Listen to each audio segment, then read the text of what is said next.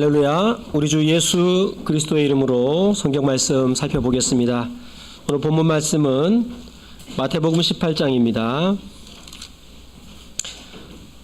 마태복음 18장 21절부터 35절까지의 말씀입니다. 마태복음 18장 21절부터 35절까지의 말씀 저와 함께 교독하도록 하겠습니다. 마지막 35절은 함께 읽겠습니다. 그때에 베드로가 나와 가로되 주여 형제가 내게 죄를 범하면 몇 번이나 용서하여 주리이까? 7번까지 하오리이까?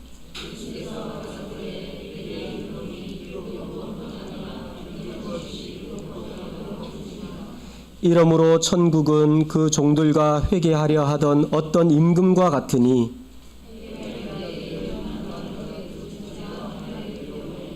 갚을 것이 없는지라 주인이 명하여 그 몸과 처와 자식들과 모든 소유를 다 팔아 갚게 하라 한데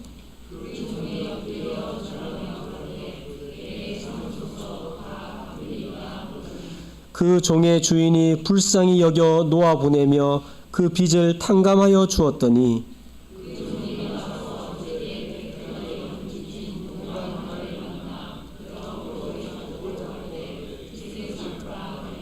그 동관이 엎드려 간구하여 가로되 나를 참아주소서 갚으리이다 하되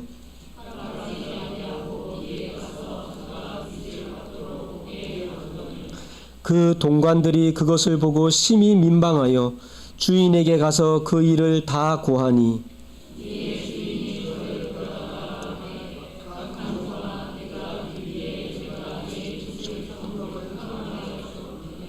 내가 너를 불쌍히 여김과 같이 너도 내 동관을 불쌍히 여김이 마땅치 아니하냐 하고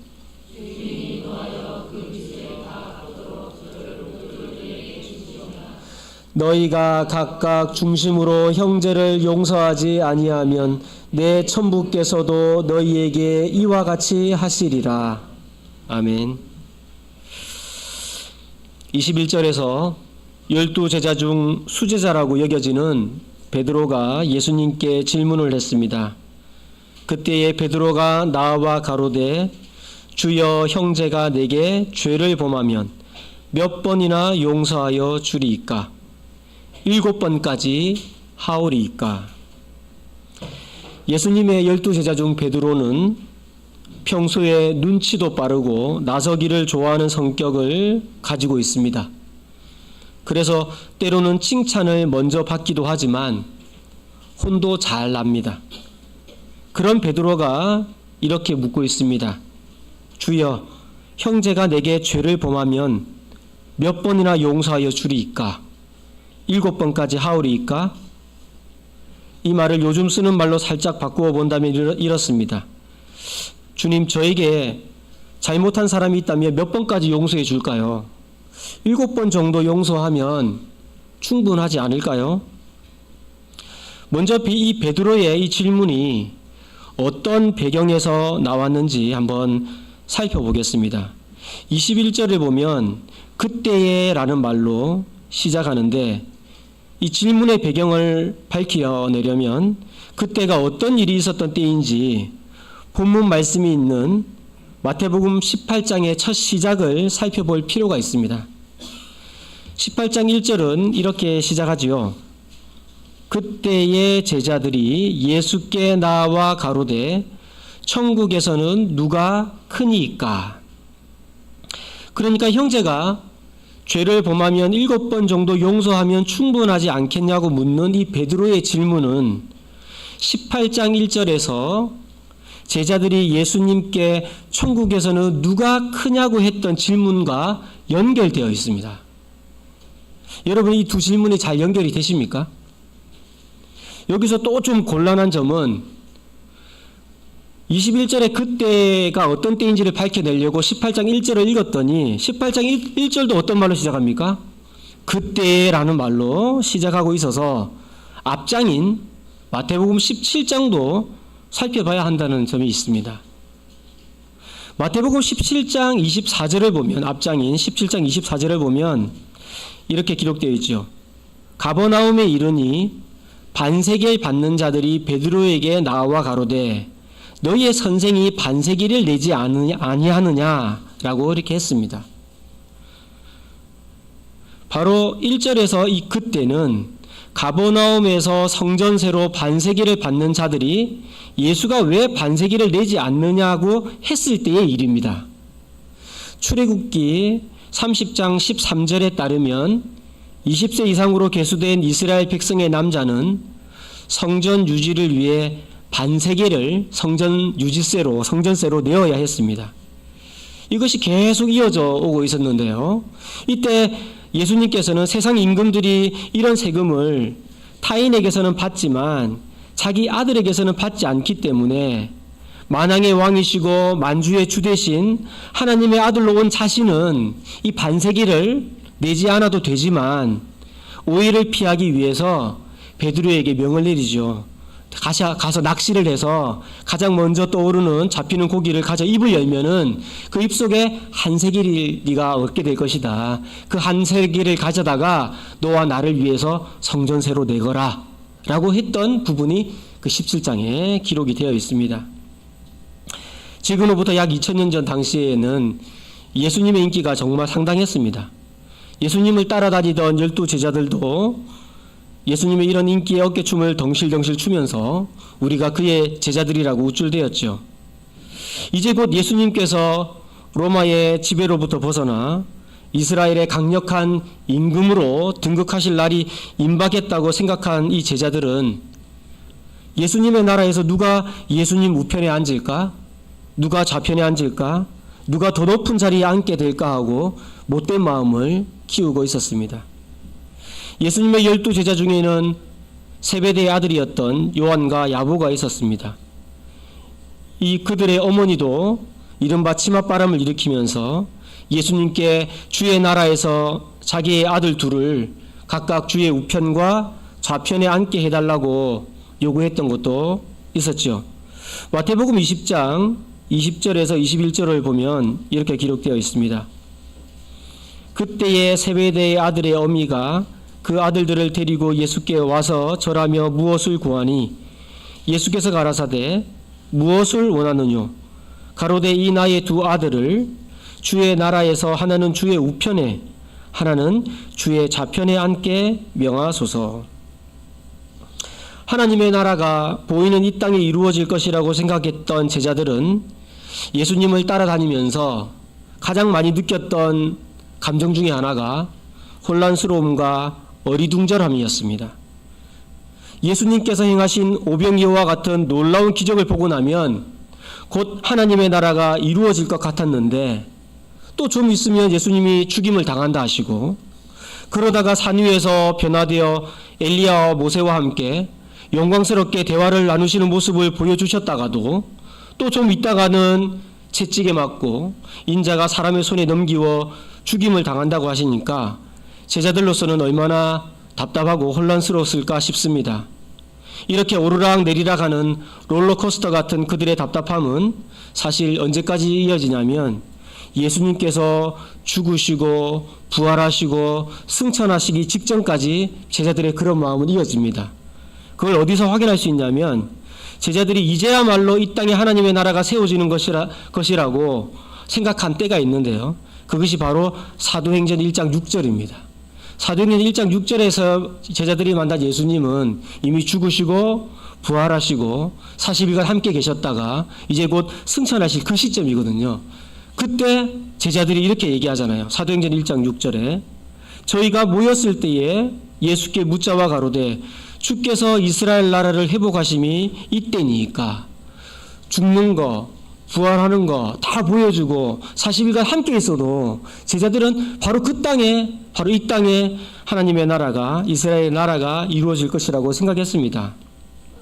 그들의 이런 생각은 언제 사라지냐면 사도행전 2장 오순절 성령 강림이 있고서야 완전히 사라집니다. 약속의 성령이 내린 이후로는 제자들이 하나님의 나라가 이 땅에 속한 것이 아님을 깨닫고 더 이상 그 어떤 자리를 요구하는 모습을 찾아볼 수 없습니다. 어쨌든 이 시간 본문 마태복음 18장에서는 제자들이 또 얼마 지나지 않아 하나님의 나라가 이 땅에 세워질 것으로 생각하던 때였습니다. 그래서 이 땅에 세워질 하나님의 나라에서 누가 높은 자리를 차지할지 너무 궁금했던 제자들은 마태복음 18장 1절에서처럼 예수님께 이렇게 물어보는 것이죠. 그때의 제자들이 예수께 나와 가로되 천국에서는 누가 크니까? 그런 제자들의 못된 마음을 알고 있던 예수님께서는 마태복음 18장 2절과 3절에서처럼 반응하셨습니다. 예수께서 한 어린아이를 불러 저희 가운데 세우시고 가라사대 진실로 너희에게 이르노니 너희가 돌이켜 어린아이들과 같이 되지 아니하면 결단코 천국에 들어가지 못하리라. 천국에서는 누가 크냐고 제자들이 묻자 예수님께서 이렇게 말씀하셨습니다. 이렇게 한 어린아이를 불러 세우시고는 누구든지 어린아이들과 같이 되지 아니하면 결단코 천국에 들어갈 수 없다고 하셨습니다. 제자들은 천국에서 누가 크냐고 물었지만 예수님은 천국에서 큰 자가 되기는커녕 천국에 들어가지도 못하는 얘기를 지금 하시고 계신 것입니다. 이어서 예수님은 4절에서 그러므로 누구든지 이 어린아이와 같이 자기를 낮추는 그이가 천국에서 큰 자니라고 하셨습니다. 큰 자리 차지할 생각하지 말고 어린아이와 같이 자기를 낮추어야 된다라고 하신 것입니다. 결국 천국에서 큰 자는 따로 있는 것이 아니라 천국에 들어가는 자와 같은 것이죠. 어린아이는 어떻게 자기를 낮출까요? 어린아이의 겸손과 어른의 겸손은 어떻게 다를까요? 어른은 의식적으로 겸손을 위해 막 애를 씁니다. 하지만 어린아이는 태생적으로 겸손합니다. 그래서 어른의 겸손은 교만의 또 다른 모습으로 보일 때도 있지만 어린아이의 겸손은 언제든지 순수하죠. 요즘 저를 따라 교회에 출석하고 있는 초등학생 아이들이 몇 명 있습니다. 제가 이 아이들에게 뭐라고 했길래 선뜻 따라왔을까요? 저희의 첫 질문은 대개 이렇습니다. 토요일에 어떻게 지내? 그럼 이렇게 얘기를 하죠. 그리고 그 아이들의 반응에 따라 몇 마디를 저는 덧붙일 뿐입니다. 선생님이 다니는 교회는 토요일에 어린이 모임이 있는데 한번 가보지 않을래? 부모님이 허락하시면 한번 가보자. 1시 30분부터 중고등학생이 진행하는 놀이 시간이 있고 2시 30분에는 어린이 예배를 드리고 마치면 함께 좀 놀다가 5시쯤 되면 저녁 식사도 함께 한단다. 저녁을 먹고 우리는 함께 돌아올 거야. 요 정도 얘기를 하면 따라옵니다. 애들이. 성인들에게 이렇게 말하면 저를 따라올까요? 물론 아이들이 제가 이렇게 말하는 쪽쪽 다 수용하는 것은 아닙니다. 개 중에는 학교에서 저를 잘 따르지만 제가 이렇게 말했을 때 이렇게 얘기하는 애도 있어요. 우리 부모님이 그런데 엮이지 말래요. 이렇게 말하면서 거절하기도 합니다. 사실 그것도 순수하니까 그렇게 말하는 거예요. 예. 성인 중에도 이 어린아이와 같은 사람이 있죠. 그것은 이제 갓 예수 믿기 시작한 사람입니다. 이런 분들은 어린아이와 같이 참 겸손합니다. 문제는 이 겸손을 어린아이처럼 지속적으로 순수하게 유지하기가 힘들다는 것이죠. 예수님의 말씀에 따른다면 어쩌면 여기에 앉아있는 어린아이가 저희 어른들보다 천국에 더 가까운 사람들입니다. 5절에서 6절을 읽어보면 예수님께서는 어린아이와 같은 의미로 사용한 다른 표현을 발견할 수 있습니다. 5절과 6절 또 누구든지 내 이름으로 이런 어린아이 하나를 영접하면 곧 나를 영접함이니 누구든지 나를 믿는 이 소자 중 하나를 실족케 하면 차라리 연자 맷돌을 그 목에 달리우고 깊은 바다에 빠뜨리우는 것이 나으니라. 어린아이와 같은 의미로 사용된 표현 찾으셨습니까? 그것은 바로 6절에 나오는 나를 믿는 이 소자입니다. 이렇게 보면 예수를 믿는 우리 모두는 서로에게 소자라고 할 수 있습니다. 예수님은 나를 믿는 이 소자를 잘 대하지 않는 사람은 차라리 연자 맷돌을 그 목에 묶고 깊은 바다에 빠져 죽는 것이 낫다고 무시무시한 말씀을 하셨습니다. 그래서 예수님은 이런 어린아이, 즉 나를 믿는 이 소자, 그 한 소자의 마음을 아프게 하는 일이 없어야 한다고 말씀하셨습니다. 마태복음 18장에는 여러 이야기가 나오지만 핵심은 딱 한 가지입니다. 어린아이와 같은 소자를 실족해 해서는 안 된다는 것입니다. 실족해 하면 천국과 거리가 멀어진다는 것이죠. 마태복음 18장 8절부터 9절까지 나오는 내 손이나 내 발이 너를 범죄케 하거든 찍어 내버리라고 하신 말씀과 내 눈이 너를 범죄케 하거든 빼어 내버리라고 하신 말씀도 전체적인 맥락을 살펴보면 10절에서 확인할 수 있듯이 우리의 손이나 발 그리고 눈으로 소자를 업신여겨서는 안 된다는 말씀입니다. 10절 말씀 볼까요? 손이나 발 범죄케 하고 찍어내버려라. 눈이 범죄케 하거든 빼내버려라 라고 하시면 그 말씀의 결론이 뭐냐면 10절이에요. 삼가 이 소자 중에 하나도 업신여기지 말라. 너에게 말하노니 저희 천사들이 하늘에 계신 내 아버지의 얼굴을 항상 배옵느니라. 우리는 딱 그 도막만 잘라내서 보니까 이게 어떤 맥락에서 이 말씀이 왔는지 놓칠 때가 많은데 18장을 쫙 읽어보면 바로 그 말씀입니다. 이어서 예수님께서는 자기를 믿는 한 소자를 얼마나 아끼고 사랑하시는지 이제 12절부터 보면 그 유명한 잃은 양의 비유로 강조를 하시죠. 그 잃은 양의 비유의 핵심도 사실은 14절에 나옵니다. 14절에서 보듯이 단 한 명의 소자의 소중함을 얘기하고 있는 거예요. 14절 이와 같이 이 소자 중에 하나라도 잃어지는 것은 하늘에 계신 너희 아버지의 뜻이 아니니라. 이제 맥락이 조금 연결이 되죠. 그리고 15절부터 17절까지를 보면 만약 형제가 그럼에도 불구하고 죄를 범하거든 단계를 알려주고 계세요. 1대1로 1단계 권면을 먼저 해보라는 거예요. 그걸 안 들으면 두세 명 대 1로 2단계 권면을 하게 되어 있어요. 그것을 듣지 않으면 최종적으로는 교회를 통해 권면하는 절차를 안내해 주고 계십니다. 그게 마태복음 18장 15절에서 20절까지의 부분이에요. 여기까지의 배경을 모두 이해한 베드로는 딱 알아차렸어요. 우리 예수님은 형제를 잘 대하고 잘 용납하고 용서하는 사람을 기뻐하시는구나 라고 베드로는 알아차렸어요. 그래서 마태복음 18장 21절에 오늘 본문 말씀의 첫 시작이죠. 칭찬 좀 받아볼까 하는 마음으로 예수님께 질문을 하는 겁니다. 주여, 형제가 내게 죄를 범하면 몇 번이나 용서하여 주리이까? 7번까지 하오리이까? 우리는 지금까지 살아오면서 누군가를 용서해 본 경험을 가지고 있습니다. 문제는 동일한 사람에 대해서 몇 번까지 용서해 보았느냐 하는 점이죠.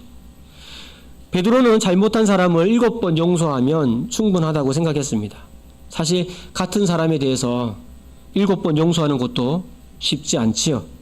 우리는 7번이 되기 전에 단 한 번의 잘못에도 화를 낼 때가 많습니다. 베드로는 예수님께 이렇게 물으면서 어떤 칭찬을 기대했을지도 모릅니다. 예수님은 베드로의 이 질문에 뭐라고 대답하셨을까요? 22절을 볼까요? 예수께서 가라사대 내게 이르노니 7번뿐 아니라 70번씩 7번이라도 할지니라. 예수님께서는 죄를 범한 사람에 대해서 7번 용서하는 것도 부족하다고 하셨습니다. 예수님은 수학적으로 대답을 하셨습니다. 내게 이르노니 7번뿐 아니라 70번씩 7번이라도 할지니라. 자, 주님께서 내주신 수학 문제를 한번 풀어보면 70번은 70을 뜻하니까 70번씩 7번이라면 70을 7번 더하는 덧셈식으로도 표현할 수 있고 70에다가 7을 곱하는 곱셈식 70 곱하기 7로도 표현할 수 있죠. 어떻게 하든 답은 490입니다. 그러니까 수학적으로 보면 예수님은 다른 사람의 잘못에 대해서 490번을 용서하라고 하시는 거죠. 그렇다면 491번째 이제 비로소 준비했던 화를 내면 될까요? 이 말은 개인적인 차원에서는 네가 할 수 있으면 끝까지 용서해 보라는 뜻이에요. 이제 그게 안 되면 아까 3단계가 있잖아요. 개인이 권면하고, 안 되면 두세 명과 함께 찾아가서 권면하고, 그것도 안 들으면 이제 교회를 통해서 얘기하게 되어 있죠. 끝까지 용서하려고 하는데 수용하지 않을 때는 이렇게 여러 단계를 거쳐서 최종적으로 교회를 통해 결정을 하도록 하고 있습니다. 예수님께서는 용서에 관한 이 깊은 교훈을 주시기 위해서 제자들에게 한 비유를 이제 들려주셨습니다. 23절을 보시죠. 이러므로 연결되는 거죠. 그러니까 베드로에 대한 질문에 대한 답을 하시면서 이러므로 천국은 그 종들과 회개하려 하던 어떤 임금과 같으니, 이렇게 예수님은 용서에 관한 교훈을 주시면서 천국 이야기를 하십니다. 천국 이야기. 그만큼 용서와 천국은 아주 관련이 깊다는 말씀이죠. 예수님의 비유는 다음과 같습니다. 24절을 보면 회개할 때에 1만 달란트 빚진 자 하나를 데려오매, 어떤 나라에 한 임금이 있었는데 어느 날 임금은 자기에게 돈을 빌려간 후 갚지 않는 사람을 이렇게 한 명 한 명 챙겨보고 있었습니다. 그런데 명단에 보니까 무려 1만 달란트를 빚지고도 오랫동안 갚지 않는 사람이 있었던 것이죠. 성경에는 우리에게 익숙한 화폐 단위가 여럿 있습니다. 데나리온과 달란트가 대표적이죠. 당시 노동자의 하루 품삯이 1데나리온인데 이 1데나리온의 6,000배, 6,000데나리온이 모여야 1달란트가 됩니다. 그러니까 1달란트는 노동자의 6,000일 품삯에 해당하는 큰 돈이에요. 1달란트만 해도. 그럼 지금 1만 달란트를 빚졌잖아요. 그럼 1만 달란트는 6,000데나리온의 만배지요, 만배. 그러면 6천만 데나리온입니다. 그럼 6천만 데나리온을 빚진 것인데 이것은 1년에 365일 중에 300일을 꼬박 일한다면 몇 년을 일해야 되냐면 20만 년을 일해야 돼요. 20만 년을 오롯이 쓰지 않고 모아야 모을 수 있는 돈이 1만 달란트입니다. 이 정도 빚을 졌다면 뭐 평생 갚을 수 있을까요? 또 이 사람은 어쩌다 이렇게 큰 빚을 지게 되었을까요? 25절을 보니까 갚을 것이 없는지라 주인이 명하여 그 몸과 처와 자식들과 모든 소유를 다 팔아 갚게 하라 한대, 임금은 그 사람을 불러다가 내 몸과 처와 자식들과 모든 소유를 팔아서라도 지금 갚으라고 얘기하고 있습니다. 그러자 26절에서 그 종이 엎드려 절하며 가로되 내게 참으소서 다 갚으리이다 하거늘, 빚진 사람은 땅에 엎드려 좀 참아달라고 다 갚겠다고 지금 싹싹 빌고 있습니다. 도저히 갚기 불가능한 그 돈을. 그런데 27절을 보시면 그렇게 간절히 구하는 그 사람의 모습이 너무나 측은했던 그 종의 주인이 불쌍히 여겨 놓아보내며 그 빚을 탕감하여 주었습니다. 전부. 아주 통큰 마음으로 그 많은 빚을 없는 것을 해준 것이죠. 세상에 이런 기적 중에 기적이 있을까요? 그런데 28절에서 반전이 일어나죠. 그렇게 1만 달란트 받았던 종이 나갔습니다. 그 종이 나가서 제게 100데나리온 빚진 동관 하나를 만나 붙들어 목을 잡고 가로되 빚을 갚으라 하며, 이렇게 기분 좋게 나온 1만 달란트 탕감받은 사람은 길을 가다가 자기에게 100데나리온 빚진 친구를 만났습니다. 동관은 동료예요. 100데나리온은 노동자의, 아까 1데나리온이 하루치 품삯이니까 100데나리온은 100일치 품삯에 해당하죠. 요것만 딱 놓고 보면 적지 않은 돈 같지만 자기가 임금에게 탕감받았던 1만 달란트와 비교해 보면 사실 이 100데나리온은 없는 것이나 마찬가지입니다. 그런데 이 어마어마한 1만 달란트를 탕감받았던 종은 100데나리온 빚진 동물을 보자마자 딱 붙들어서 목을 딱 잡습니다. 목을 딱 잡고 빚을 갚으라고 지금 윽박 지르는 것이죠. 29절에서 그 동관이 엎드려 간구하여 가로되 나를 참아 주소서 갚으리이다 하되, 동관이면 같은 동료인데 돈을 빌려준 사람은 반말하고 있고 돈을 빌려간 사람은 높임말하고 있어요. 빚진 친구가 엎드려 참아달라고 갚겠다고 마치 자기가 임금에게 했던 1만 달란트 빚을 빌려줬던 그 임금에게 했던 것처럼 강구를 했어요. 100데나리온 빚진 친구가. 그런데 이 사람은 어떻게 했나요? 30절에 보면 허락하지 아니하고 이에 가서 저가 빚을 갚도록 옥에 가두거늘 봐주지도 않고 감옥에 가두어 버렸습니다. 어떻게 이렇게 할 수가 있나 싶은데 31절에 보면 그 동관들이 그 상황을 봤던 또 다른 동료들이 있었습니다. 그 동관들이 그것을 보고 심히 민망하여 주인에게 가서 그 일을 다 고하니 이 모든 상황을 지켜본 동료 종들이 심히 민망해서 그 사실을 주인 되는 임금에게 보고를 올렸습니다. 그러자 32절에서 이제 주인이 나타나시죠. 이에 주인이 저를 불러다가 말하되 악한 종아 내가 빌기에 내가 내 빚을 전부 탕감하여 주었거늘. 주인은 긍휼을 베풀지 않은 이 악한 종을 불러다가 그 많은 빚을 탕감받은 은혜를 상기시켜 주었습니다. 그리고 33절에서 이렇게 말씀하시죠.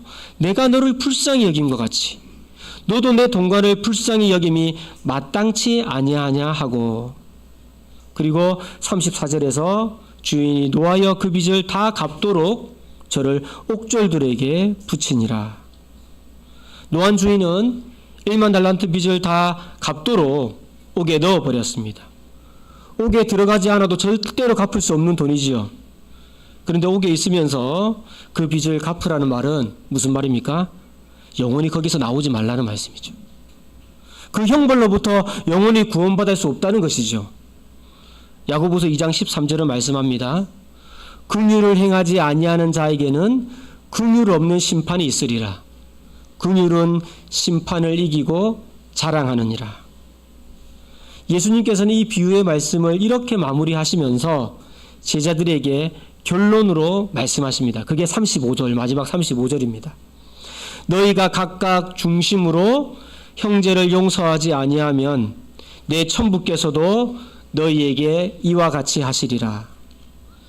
예수님께서는 그냥 용서하라고 하지 않으시고 중심으로 용서하라고 하셨습니다. 우리는 용서한다고 해놓고 같은 잘못을 하면 너 지난번에도 그랬잖아.